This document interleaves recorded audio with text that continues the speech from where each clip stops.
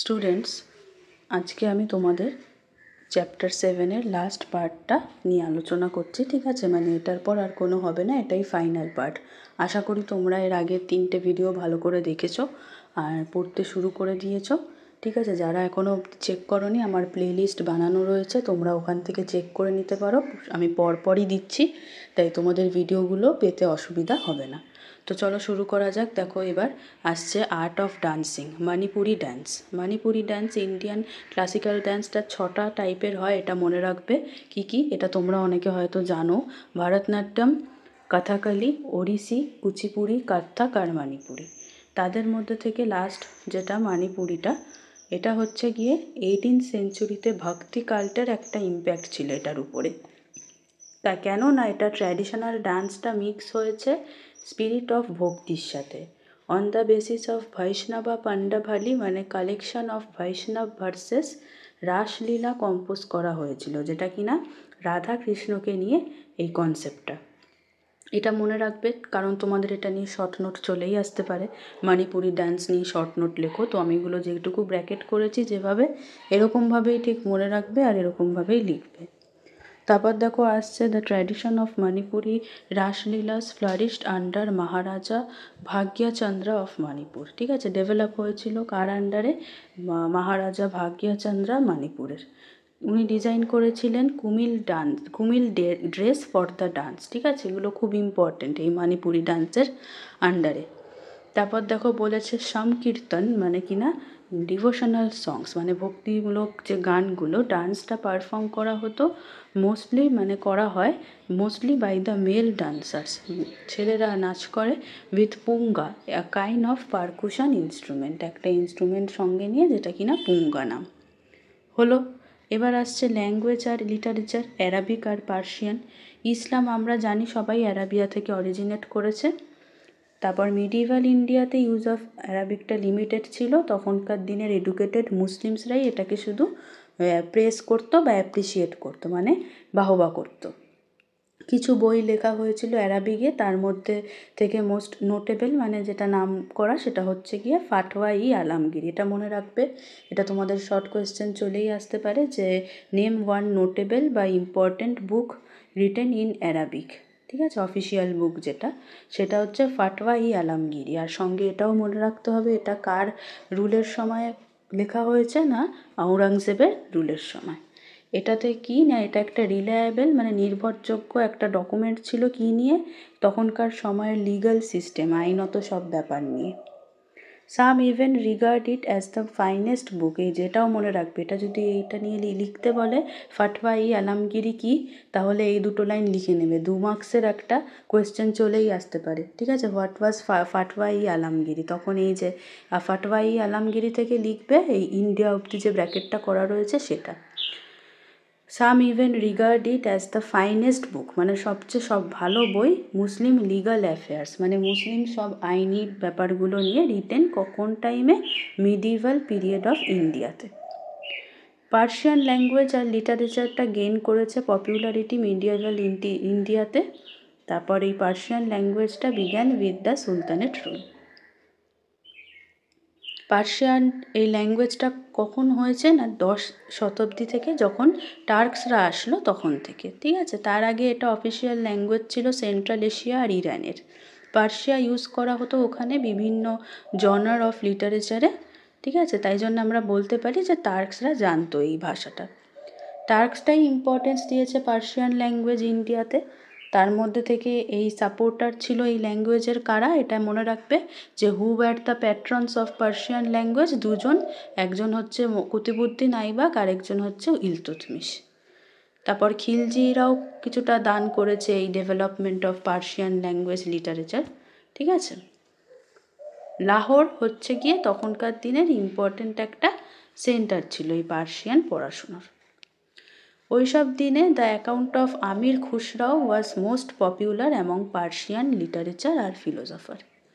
ঠিক আছে, এটাও তাহলে মনে রাখবেন। আমির খুসরাও নিয়ে যদি লিখতে আসে, আমির খুসরাও নিয়ে শর্ট নোট আসলে এই প্যারাটা পুরোটা লিখতে হবে। খুসরাও বর্ন হয়েছিল কত সালে, কোথায়, এটা মনে রাখলে তারপর হচ্ছে গিয়ে ওনার ভালোবাসা ছিল ইন্ডিয়ার প্রতি, সেটা এখানে একটা ফ্যাক্ট ছিল যে gradually Turks change from the so called role of invaders. হ্যাঁ, তারপর টার্কসরা হচ্ছে গিয়ে আস্তে আস্তে ইন্ডিয়াতে এসে পার্মানেন্টলি সেটেল ডাউন করলো।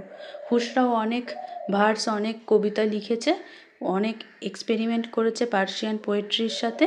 তারপর এটাও মনে রাখবে, এখান থেকে এটা শর্ট নোটও চলে আসতে পারে, শর্ট নোট না বলছি, সরি, শর্ট কোয়েশ্চেন, যে সাবাক ই হিন্দটা কে লিখেছে? তো ওটা অ্যান্সারটা হবে আমির খুসরো।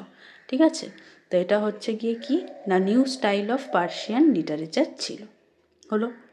তারপর হচ্ছে গিয়ে তখনকার দিনে পার্সিয়াটাই চুজ করা ল্যাঙ্গুয়েজ ছিল ফর রাইটিং হিস্ট্রি। ঠিক আছে, কিছু ইম্পর্টেন্ট হিস্টোরিয়ান যদি জিজ্ঞাসা করে পার্সিয়ান মানে এই টাইমটাতে তখন কি কোন কোন হিস্টোরিয়ান ছিল, না তখন অ্যান্সারটা হবে মিনহাজুস সিরাজ, ইসামি, জিয়াউদ্দিন বারানি এরা। তারপর মিডিভাল পিরিয়ডে অনেক সংস্কৃত রাইটিংও ট্রান্সলেট করা হয়েছিল পার্সিয়ান ল্যাঙ্গুয়েজে। Zia Nasabi was the first to write in this style. তাহলে এটা হচ্ছে জিজ্ঞাসা করতে পারে যে who was the first to write in Persian style of language, তখন অ্যান্সারটা হবে জিয়া নাকশাবি। তারপর হচ্ছে গিয়ে উনি ট্রান্সলেট করেছিল কি না সংস্কৃত স্টোরিজ ইন্টু পার্সিয়ান উনি ট্রান্সলেট করেছিলেন। হি নেমড ইট তুতিনামা। তাহলে যদি তুতিনামা জিজ্ঞাসা করে কি, তাহলে বলবে এই যে ইন দ্য মিডিভাল পিরিয়ড থেকে লিখবে তুতিনামা অবধি। তারপর হচ্ছে রাজা তারাঙ্গিনী অফ কালহানা আর মহাভারতা ট্রান্সলেট করা হয়েছিল পার্সিয়ানে, কার সাপোর্টে? না সুলতান অফ কাশ্মীর, যিনি কিনা ছিলেন জয়নুল আবেদিন। হয়ে গেল। তারপর এই তার পার্সিয়ান ট্রান্সলেশনটা কন্টিনিউ হয়েছে তুগলাক সাইয়াদ লোদি ডাইনাস্টিতেও।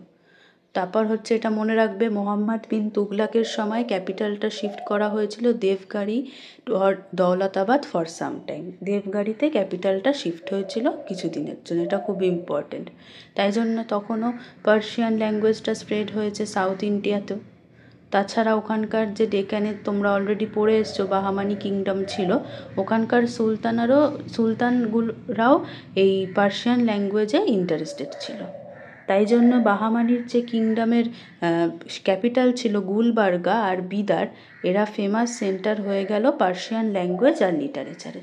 তাহলে যদি কোয়েশ্চেনে জিজ্ঞাসা করে যে what were the two important বা famous centres of Persian language আর লিটারেচার ইন দ্য ডেকান, তখন অ্যান্সারটা হবে এই যে বিদার আর হচ্ছে গিয়ে গুলবার্গা, এই দুটো। হয়ে গেল তাহলে এটা। এবার আসছে কি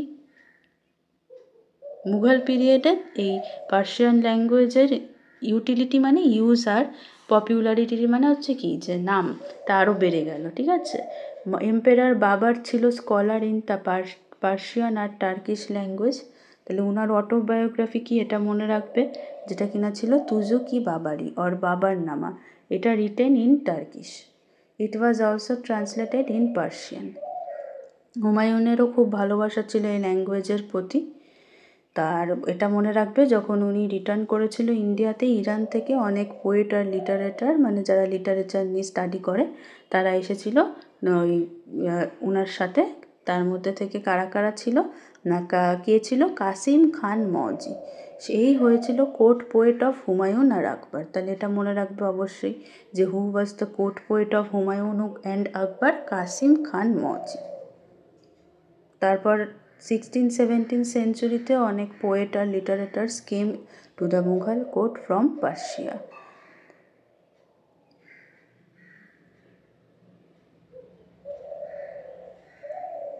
এবার দেখো during the rule of Akbar Persian language আর লিটারেচারটা ডেভেলপ করলো। এই পিরিয়ডে লিটারেচারটাকে ডিভাইড করা হয়েছিল তিনটে জেনার্সে, মানে তিনটে টাইপে। একটা ছিল হচ্ছে হিস্টোরিক্যাল রাইটিং, আরেকটা ছিল ট্রান্সলেশন লিটারেচার, আরেকটা ছিল পোয়েট্রি। তাহলে তোমাদের যদি জিজ্ঞাসা করে যে what were the 3 genres of Persian language and literature during the rule of Akbar, তখন এই তিনটে লিখে দেবে। তার মধ্যে থেকে দেখো হিস্টোরিক্যাল রাইটিংস যেটা আকবর নামা আর আইনি আকবরী যেটা লিখেছিল আবুল ফজল, আর হচ্ছে গিয়ে মুনতাখাব উত তাওয়ারিক অফ বাদাউনি আর তাবকাত-ই আকবরী অফ নিজামুদ্দিন আহমেদ, এগুলো ইম্পর্টেন্ট ছিল। তাহলে এগুলোর নামগুলোও আসতে পারে যে right 3 important historical writings during the rule of Akbar, তখন এই 3টে লিখে দেবে। তারপর বলেছে আকবরের মতন এম্পেরার জাহাঙ্গীরও ভালোবাসত পার্সিয়ান ল্যাঙ্গুয়েজ। তার সময় তাহলে কে ইম্পর্টেন্ট পোয়েট ছিল ইন্ডিয়াতে? না তালিব আমলি। এই ট্র্যাডিশনটা কন্টিনিউ হয়েছে ইন দ্য রুল অফ শাহজাহানেরও। এটার প্রুফ পাওয়া গেছে writing of famous historian Abdul Hamid লাহোরির লেখাতে। ঠিক আছে, তাহলে এটাও মনে রাখবে। ট্র্যাডিশন অফ ট্রান্সলেটিং ইন পার্সিয়ানটা আস্তে আস্তে কমে গেল কার সময়? না ঔরঙ্গজেবের সময়। কেন না উনি ইন্টারেস্টেড ছিল না, ভালোবাসতো না ওখানকার পার্সিয়ার পোয়েট আর লিটারেচারদের। কিন্তু তার মেয়ে জেবুনিসা আবার ভালোবাসতো আর লিখতো কবিতা পার্সিয়ানে। এবার বলেছে এটা যে শুধু মুসলিম সোসাইটিতেই ফেমাস ছিল এই ল্যাঙ্গুয়েজটা তা নয়। হিন্দু স্কলার্স লাইক ঈশ্বর দাস নগর, চন্দ্রভান ব্রাহ্মণ আর ভীমসেন বুরহানপুরি এরাও এই পার্সিয়ান ল্যাঙ্গুয়েজটাকে নিয়ে পড়েছিল, ঠিক আছে, স্টাডি করেছিল। তাহলে যদি এটা জিজ্ঞাসা করে যে who were the 3 Hindu scholars who loved Persian language বা হু স্টাডিড পার্সিয়ান ল্যাঙ্গুয়েজ, তখন এই নামগুলো লিখতে হবে। হয়ে গেল পার্সিয়ান। তাহলে পার্সিয়ানে আমরা অনেকগুলোই কিছু জানতে পারলাম, অনেক কিছু ব্যাপারে, এগুলো সব মনে রাখবে, পড়ে নেবে। নেক্সট আসছে বেঙ্গলি লিটারেচার। তো দেখো, তো এবার আসছে যে সবচেয়ে ইম্পর্টেন্ট বেঙ্গলি লিটারেচার কী ছিল? শ্রী কৃষ্ণ কীর্তন অফ বাদু চণ্ডীদাস। ঠিক আছে, এইটা থেকে এই টেক্সটটা থেকে আমরা বেঙ্গলি ল্যাঙ্গুয়েজের একটা ধারণা করতে পারি ওই সুলতানেট পিরিয়ডের সময়। তারপর দেখো 1500 শতাব্দীতে যখন ইলিয়াস শাহী রুল করত, তখন আমরা কিছু রিটেন কিছু লেখা পেয়েছি বাংলাতে। ঠিক আছে, তারপর থেকে তো কন্টিনিউ হলো। বলছে যে তখনকার যে বাংলা লিটারেচার ছিল 1500 শতাব্দী থেকে 15 শতাব্দী থেকে 18 শতাব্দী অবধি, তখন কীরকম ছিল না বেঙ্গলি লিটারেচারের বিভিন্ন ভ্যারাইটি ছিল। ঠাকুর দেবতার সব কিছু লিটারেচারে তখন লেখা ছিল, এমনকি কমন পিপলের যে কন্ডিশন, সাধারণ মানুষের যে অবস্থাগুলো নিয়েও কিছু গানে লিরিক্স লেখা হয়েছিল। যেটা লেখা হয়েছে বেঙ্গলিতে সেটা গান করেও গাওয়া হতো। তাই তখনকার রাইটিংসগুলোকে কি বলা হতো? পাঞ্চালি, মানে লিরিক্যাল সংস। তাহলে এটাও মনে রাখবে। ট্রান্সলেশন অফ রামায়ণ আর মহাভারত আর panchalis of gods and goddesses, এগুলোকে জেনারেলি গাওয়া হতো। তারপর এই ভক্তিকাল বেঙ্গলি লিটারেচারের প্রভাবটাও অনেকটা ডিপ ছিল। অনেক লিটারেচারের সাহিত্যের কাজগুলো লেখা হয়েছে কার উপরে? শ্রী চৈতন্য আর বৈষ্ণব ভক্তির উপর। ঠিক আছে, আর এটা একটা রীতি ছিল পোয়েট্রি কম্পোজ করা, মানে কবিতা লেখা। কাকে নিয়ে? না লর্ড কৃষ্ণকে নিয়ে। তো এটা নিয়ে পুরোটা যদি একটা শর্ট নোট আসে আশা করি লিখতে পারবে। বিসাইডস মানে এই বেঙ্গলি লিটারেচারের কথা বলছি। তাছাড়া একটা ট্র্যাডিশন ছিল, রীতি ছিল কিসের? না রাইটিং শর্ট ভার্সেস, মানে ছোট ছোট প্যারা লেখার, যেটা কি না দেখো লিখেছে প্যারাকেই ওটা লিখেছে। ঠিক আছে, pada, focusing on the legends of Radha আর কৃষ্ণ, এটাকেই বলা হতো পাদাবলী, মানে collection of short verses literature. তাই যদি জিজ্ঞাসা করে পাদাবলী কি, আশা করি লিখতে পারবে। এরকমই পাঞ্চালি কি জিজ্ঞাসা করলেও লিখতে পারবে। ছোট ছোট 2 মার্কসের কোয়েশ্চেন ভেতর থেকে চলে আসতেই পারে। তখনকার দিনে রামায়ণ মহাভারতও খুব ফেমাস ছিল। তখন এই বিভিন্ন মানে পোয়েট্রি কম্পোজ করতো এই রামায়ণ মহাভারত নিয়ে। তারপর এটা ট্রান্সলেশনও হয়েছে। দেখো, এটা অবশ্যই মনে রাখবে, কে ট্রান্সলেট করেছে রামায়ণ? না কৃত্তিবাস ওঝা। ঠিক আছে, আর কাশিরাম দাস ট্রান্সলেট করেছিলেন মহাভারত। তারপর হচ্ছে গিয়ে কিছুটা ভগবত সেকশনটা ট্রান্সলেট করা হয়েছিল সিম্পল বেঙ্গলিতে।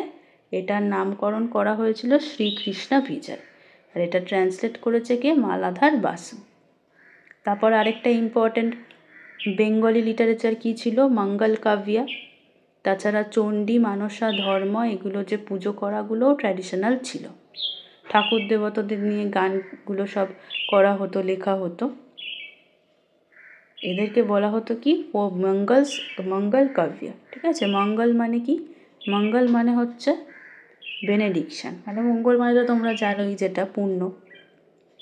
মেসেজ অফ দ্য পোয়েমটা কী ছিল? Was by worshipping the deity on whom the poetry was composed, মানে যাকে নিয়ে কবিতা লেখা হচ্ছে তাকে মানে পুজো করলে কি হবে না, ওয়েল বিইং হবে অফ দ্য ডিভোটি, মানে যে পুজো করছে তার ভালো হবে। চণ্ডী মঙ্গলটা রিটেন অন গডেস, চণ্ডীর উপরে। তারপর মনসা মঙ্গলটা written on goddess Manasa, Dharma Thakur হচ্ছে গিয়ে ধর্মমঙ্গলকে নিয়ে ঘিরে। তারপর অনেক পোয়েটরা মঙ্গল কাব্যাংশও লিখেছে। তারপর at the end of all the poems, মানে এই কবিতাগুলোর শেষে একটা করে উপদেশ থাকতো, কি ডেটি মানে পুজো করতে হবে কিভাবে সেটা নিয়ে। তো দেখো চণ্ডী মনসা ধর্মা যেগুলো পড়লাম, এই ঠাকুরগুলোকে পুজো করা হতো by the lower strata of the society. Strata মানে লেয়ার, মানে সমাজের আমাদের নিচু জাতের যাদেরকে ধরা হতো বা এখনও ধরা হয়, তো তারা পুজো করত। তাই জন্য এই সমস্ত কবিতার মাধ্যম থেকে কি পাওয়া যায়, একটা রিফ্লেকশন, মানে আমরা বুঝতে পারি তখনকার জীবনের যে গরিব মানুষের যে জীবনগুলো সেগুলো নিয়ে। কিছু লেখা ছিল শিবাকে নিয়েও, মানে শিব ঠাকুরকে নিয়েও, সেটাকে বলা হতো Shivayana. Poems on Shivayana composed on the legends of Shiva আর ডোমেস্টিক টেলস অফ শিবা আর দুর্গা। তারপর হচ্ছে এটাকে নিয়ে লিখেছে দেখো, the penurious life of Shiva আর Durga is referred in those sources.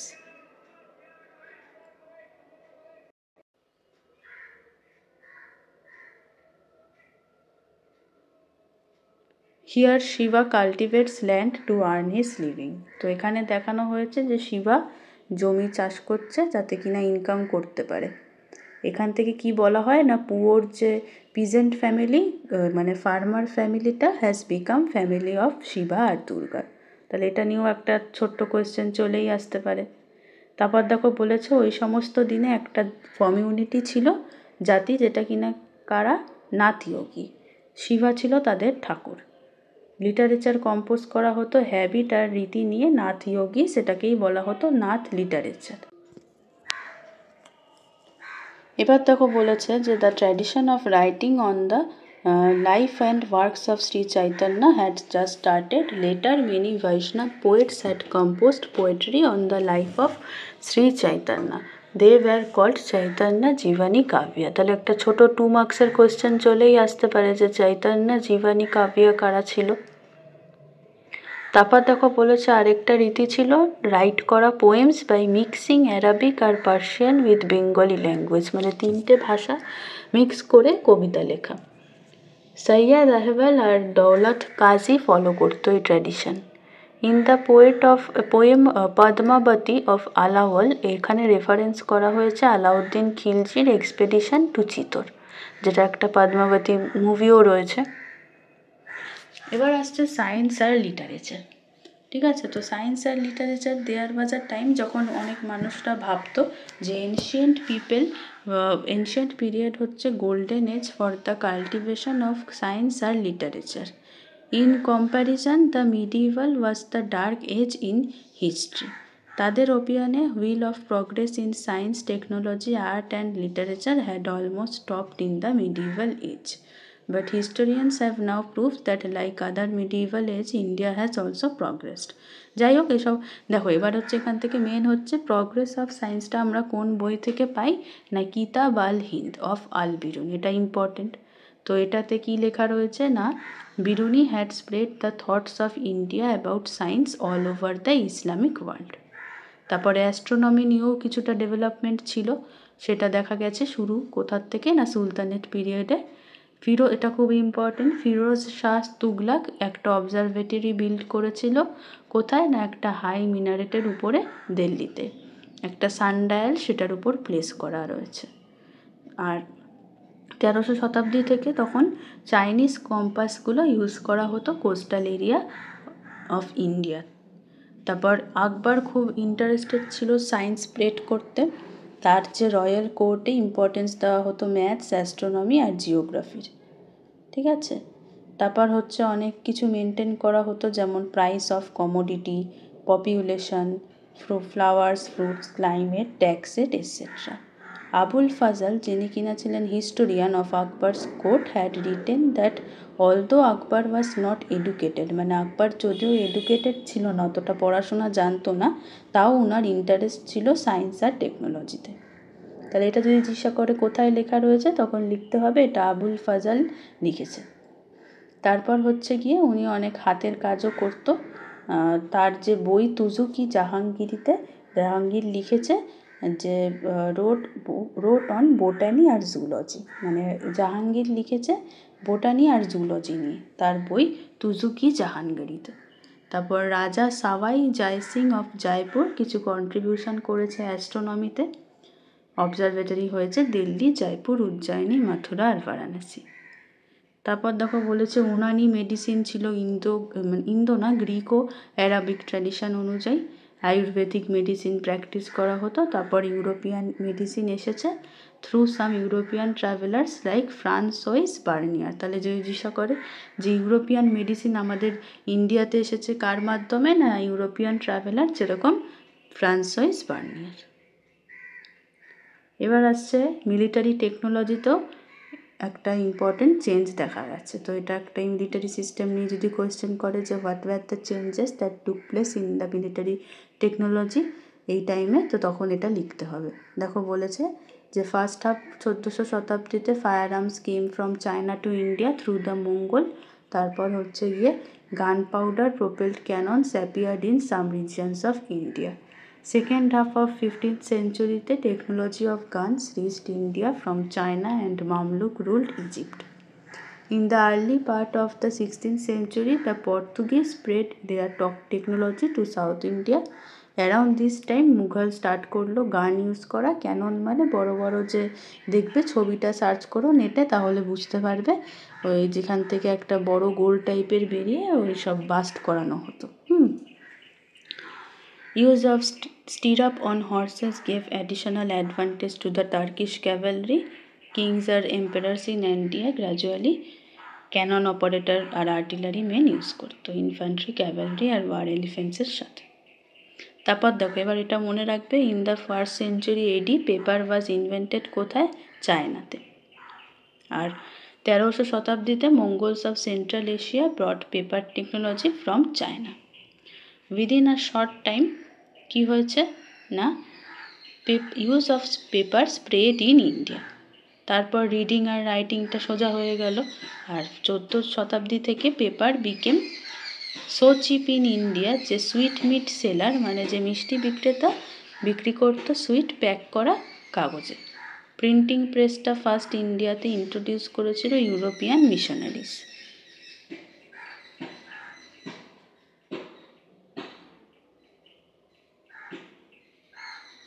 এবার বলেছে চাকরা যেটা ছিল হুইল, ঠিক আছে, সেটা প্রথম কোথায় মেনশন করা হয়েছে না ফাতাহ উস সালাতিন অফ ইসামিতে।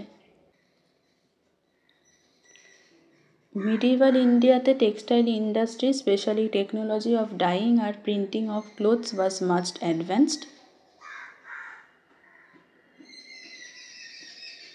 তারপর দেখো বলেছে মুর্শিদাবাদ আর কাজিমবাজার ইম্পর্টেন্ট সেন্টার হলো কাল্টিভেশন অফ সিল্কওয়ার্মের।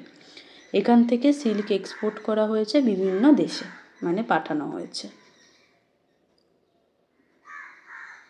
তারপর 17 শতাব্দী থেকে art of laying out garden spread out extensively due to Mughals.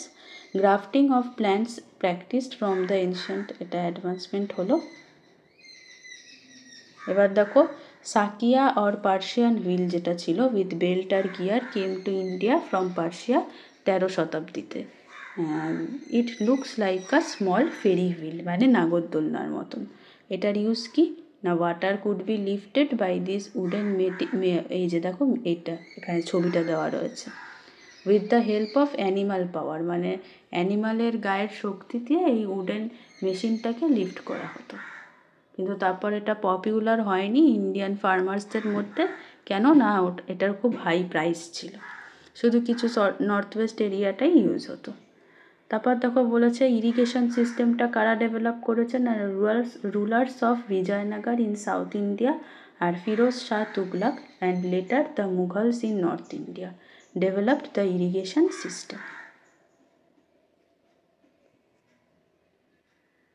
South ইন্ডিয়াতে ইরিগেশনটা ডিফিকাল্ট ছিল কেন? না সয়েল ওয়াজ রকি আর রিভার্সটা অল্প। লার্জ ড্যাম মানে বাঁধ কনস্ট্রাক্ট করা, তৈরি করা হয়েছে আর জল সাপ্লাই করা হয়েছে টু কাল্টিভেটেড ল্যান্ড এই ক্যানেলের মাধ্যমে। কিন্তু নর্থ আর ইস্ট ইন্ডিয়াতে তো প্রচুর রিভার রয়েছে, তাই তখন ওখানে ক্যানেল দিয়ে সব জল সাপ্লাই করা হতো।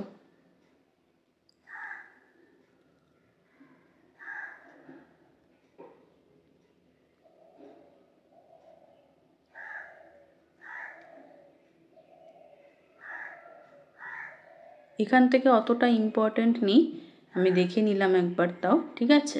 যাই হোক, তো এবার চ্যাপ্টারটা তোমাদের শেষ হয়ে গেল 4টে পার্টে। এটা বিশাল বড় চ্যাপ্টার, আমি জানি যে তোমাদের এটা পড়তে খুব কষ্ট হচ্ছে, কিন্তু কি করবে বলো, এখান থেকে তো ম্যাক্সিমাম কোয়েশ্চেনগুলো সব আসবে, তোমাদের একটু ভালো করে দেখে নিতে হবে। কিন্তু আমি যেটুকু বলে দিলাম এর বাইরে আমি আশা করছি আর কোনো রকম কোয়েশ্চেন হবে না। তো যেরমভাবে বললাম ভালো করে পড়ো, সবার পরীক্ষা খুব ভালো হবে।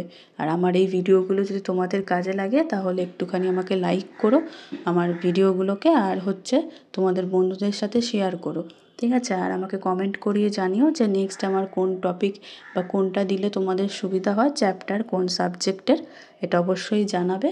আর লাস্ট একটা রিকোয়েস্ট তোমাদের কাছে যে একটু আমার চ্যানেলকে সাবস্ক্রাইব করে দিও, যারা তোমরা নতুন আমার চ্যানেলে এখনও সাবস্ক্রাইব করোনি, আর নোটিফিকেশান বেল আইকনটা ক্লিক করে দিও, কারণ তোমরা যদি আজকে আমার পাশে না থাকো তাহলে আমি কিন্তু মোটিভেশান পাবো না তোমাদের জন্যে এফর্ট করার ভালো করে। আশা করি তোমরা বুঝবে আর আমাকে সাপোর্ট করবে। তো আজকের মতন চলো এতটুকুই, টাটা, সবাই ভালো করে পড়ো, ভালো থেকো।